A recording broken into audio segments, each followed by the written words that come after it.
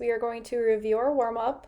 Looking at number 1, it wants us to solve negative 121 plus negative 34. So we know our answer is going to be negative because we have two negative numbers that we are adding together. So now we just have to add 121 plus 34, which we get our answer would be negative 155.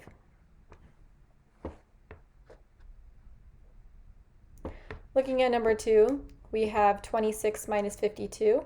Well, since our first number is smaller than our second number and we are subtracting, our answer is going to be a negative. So now we just need to subtract 52 from 26, which we get 26. Negative 26 is our answer. Lastly, looking at number 3, we have a negative 16 plus a 23. Well, since our negative number comes first and we have a positive number that is higher than our negative number, we can just subtract the 16 from our 38, which we get a positive 22.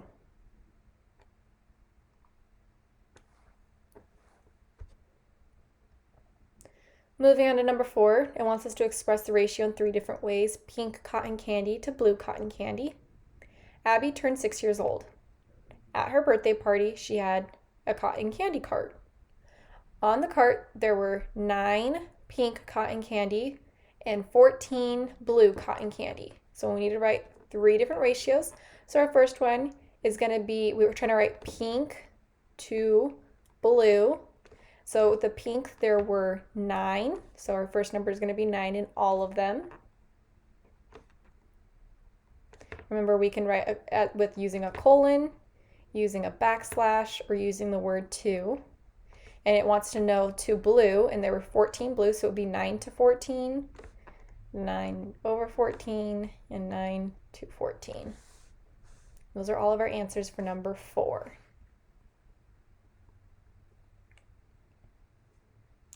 Moving on to number 5, it says to write an expression to represent how much money Danny spent in all. On Tuesday, Danny went to the mall. He spent $4 each on F shirts, $5 each on 2 pants, and $6 each on Y shoes. So in order to do this, we need to figure out in all and how much money Danny spent. So we know that Danny spent $4 each for each shirt. So F was our variable, plus, because we're trying to figure out in total, plus the $5 for each pant. So he spent $5 on each pant. So we have to multiply 5 times 2, because we know how many pants he bought, and we know that each one of them cost $5, so it's going to be 10. 5 times 2 is 10.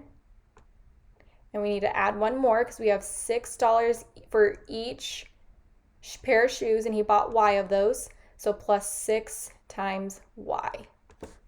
And that would be our final answer for number 5.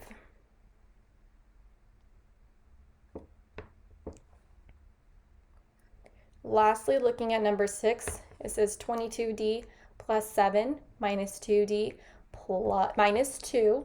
So in order to factor, we need to combine like terms. So our first like terms are going to be 22D and negative 2D. And then we have positive 7 and negative 2. So we can combine like terms to one another. So 22D minus 2D equals 20D. And then we have 7 minus 2, which gives us 5. So now we have 20D plus 5. So now we can find the greatest common factor. Well, the greatest common factor for 20D and 5 is going to be 5. Well, 5 times 4D gives us 20D. Our middle operation was adding, and our greatest common factor was 5. So 5 times 1 gives us 5. So our greatest common factor always goes on the outside of the parentheses. So 5. Cross those ones out, which leaves us with 4D plus 1 on the inside of our parentheses. And that's our final answer for number 6.